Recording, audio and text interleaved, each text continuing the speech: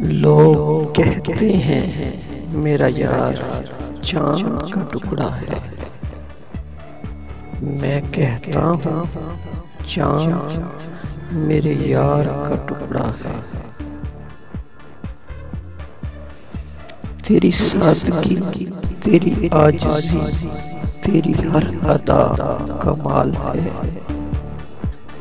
मुझे फख्र है, मुझे नाज है, मेरा यार बेमिसाल।